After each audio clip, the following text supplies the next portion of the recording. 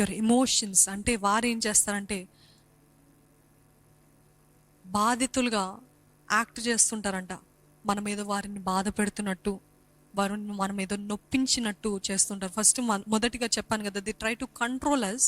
At the same time వారి కంట్రోల్ని మనం అంగీకరించినట్లయితే, వారు చెప్పింది మనం చేయనట్లయితే ఏం చేస్తారు తెలుసా?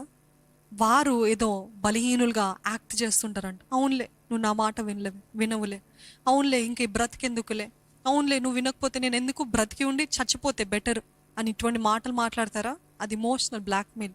అది కూడా అపవాది మనుషుల్ని వాడుకొని చేపిస్తూ ఉంటాడంట. నువ్వు పెళ్లి చేసుకో, నేను చచ్చిపోతానులే, నువ్వు క్రైస్తవ వివాహం చేసుకుంటే నేను చచ్చిపోతాను, ఇంకెందుకు, నీకు తల్లిదండ్రులు వద్దు కదా, నీకు ఇది వద్దు కదా, నేను చచ్చిపోతానులే అని ఇటువంటి మాటలు మాట్లాడుతుంది. They act like they are victims అంట. ఏదో వారు బాధితులుగా, మనమేదో వారిని బాధ పెట్టినట్టు, మనము నిశ్చయంగా ఉంటే, మనము నిక్కచ్చుగా ఉంటే, మనమేమో దేవుని కోసం నిలబడే వారు ఉంటే అంట వారు ఇలాగ ప్రయత్నిస్తారంట, ఇలాగ యాక్ట్ చేస్తారంట. ఏదో మనం వారికి ఎంతో కీడు చేస్తున్నట్టు, ఎంతగానో వారిని బాధ పెట్టినట్టు యాక్ట్ చేస్తూ ఉంటారంట. వారు దేవుని సంబంధులు కాదు. అటువంటి వారు మీ జీవితంలో ఉంటే మీరు గుర్తించాలి, గ్రహించాలి. No, this is not the person. ఇది కాదు, ఈ వ్యక్తి, ఇది మా తల్లి కాదు, ఇది మా తండ్రి కాదు, ఇలాగ చేస్తున్నారు. అంటే చాలామంది భార్యలకి ఇటువంటి యాక్టింగ్ వస్తుంటుంది కదండి. నా మాట వినకపోతే నేను బ్లాక్మెయిల్ చేస్తా అని కావాలని పొడుగాటి ముఖం పెట్టుకొని అలిగి, నేను తినను, నేను తాగను, ఇది చేయను, ఏదో బాధితులు యాక్ట్ చేస్తారంటే. ఎందుకంటే నా భర్త నా మాట వినలేదు, నా భర్త ఇది చేయలేదు, అందుకే నేను ఇలాగా పెట్టుకుంటాను అని విక్టమ్ లాగా యాక్ట్ చేస్తూ ఉంటారంట. వారు అడిగింది, వారు కోరుకున్నది జరగనప్పుడు they play the victim card అంట. అటువంటి వారి దగ్గర నుండి దూరంగా ఉండాలి అని దేవుని వాక్యం తెలియజేస్తుంది. అంతే మందే తప్పు అన్నట్టు చూపిస్తూ ఉంటారంట. And they play this manipulation game. Manipulation ఏంటి తెలుసా? Manipulation is also form of witchcraft. చాతుబడిలో ఉంటుంది. ఏంటి తెలుసా అంటే దానిలో భాగము మ్యానిపులేషన్. అంటే ఉన్నది ఉన్నట్టుగా కాకుండా మారు వేషంలో చూపించడము, మారు మాటలుగా చెప్పినట్టు కాకుండా వేరే అర్థం తీసుకోవడం. మ్యానిపులేటింగ్ అన్ని మనం చెప్పిన దానికి ఇంకో అర్థం తీసుకుంటూ, నువ్వు అలాగ అన్నావు కదా, అలాగ అర్థం చేసుకుని అన్నావు కదా అంటే మనకి కన్ఫ్యూజన్ కలుగుతుందంట. నేను అలాగ అనలేదే, నేను అలాగ చెప్పలేదే, నేను ఆ ఉద్దేశంతో మాట్లాడలేదే, ఆ ఉద్దేశంతో కార్యం జరిగించలేదే అని అంటూ ఉంటే ఆ కన్ఫ్యూజన్ స్పిరిట్ మనలో ఎంతగానో, నేను గత వారంలో చెప్పాను, confusion is also a spirit. ఆయన అక్రమానికి, అల్లరికి కర్త కాదు కానీ సమాధానానికి కర్త ఆయన అయితే అల్లరికి కర్త ఎవరు? అపవాదికి సంబంధించిన వారు ఎప్పుడు కూడా మనల్ని కన్ఫ్యూజన్లోకి తీసుకెళ్తారంట. చెప్పాను కదా, సడన్గా మనల్ని ప్రేమిస్తున్నట్టు, సడన్గా ద్వేషిస్తున్నట్టు, సడన్గా హ్యాపీగా ఉన్నట్టు, సడన్గా మనకి అర్థం కాదంట, కలవరంలోకి వెళ్ళిపోతూ ఉంటామంట. ఎందుకంటే they playing mind games with us. మన మనసుని పాడు చేయడానికి, కలవరంలోకి నడిపించడానికి, నెమ్మదిగా ఉండకుండా చేయడానికి, సమాధానంగా ఉండకుండా చేయడానికి, సంతోషంగా ఉండకుండా చేయడానికి they keep playing mind games. అటువంటి వారు అపవాది సంబంధులు అంట.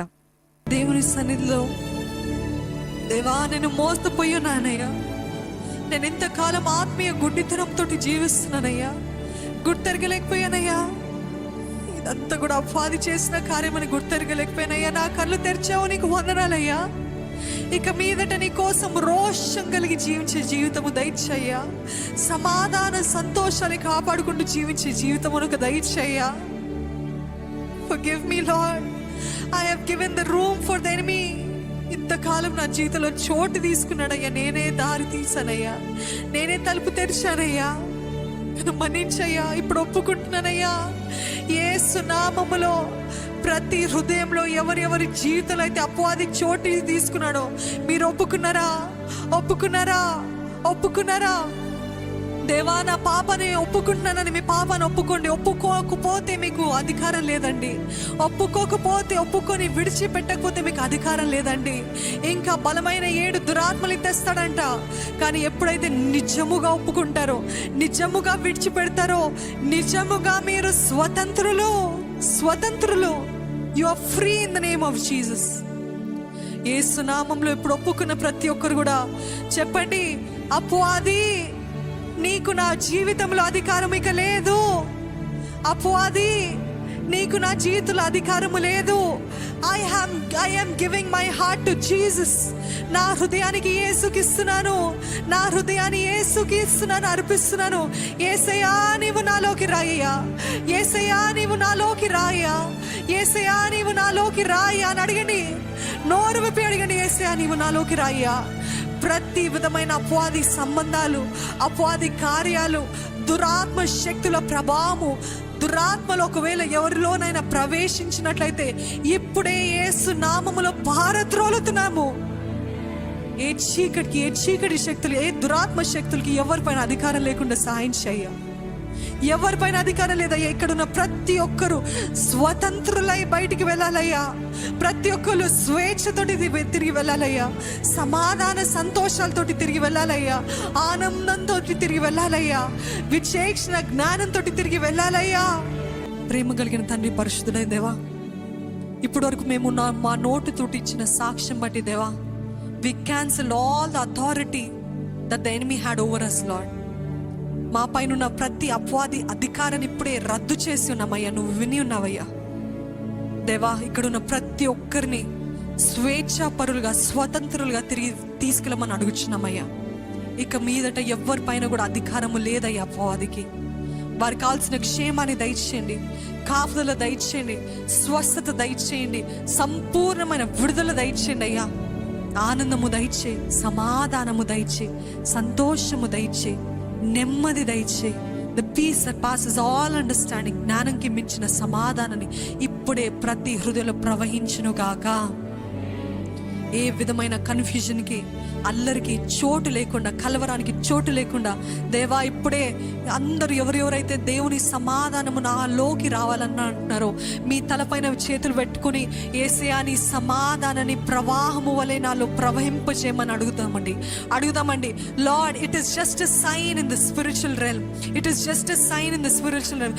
దేవా, జ్ఞానానికి మించిన సమాధానము ఇప్పుడే నా తల నుండి అరికాల వరకు ప్రవహింపజేయమని అడుగుచున్నానయ్యా. As you say it, you are receiving the peace that passes all understanding. మీరు అడుగుతుండగానే సమాధానాన్ని ఇప్పుడే పొందుకుంటున్నారు. హల్లెలూయా, హల్లెలూయా, హల్లెలూయా, హల్లెలూయా.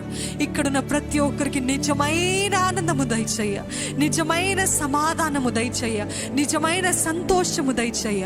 ఎవరెవరైతే అడుగుతున్నారో, ఎవరెవరైతే వారి విశ్వాసాన్ని కనపరుస్తున్నారో వారి జీవితంలో నిజమైన కార్యము జరిగించమని, ఈ వాక్యాన్ని నూరంతల ప్రతిఫలము దయచేయమని, నూరంతలుగా ఆశీర్వదించమని, ప్రతి హృదయంలో తండ్రి, ప్రతి నలుమూలల దేవా, ప్రతి ఎముకలకి దాన్ని దూసుకుని వెళ్ళిందని నమ్ముతూ నేను స్తుతిస్తున్నానయ్యా.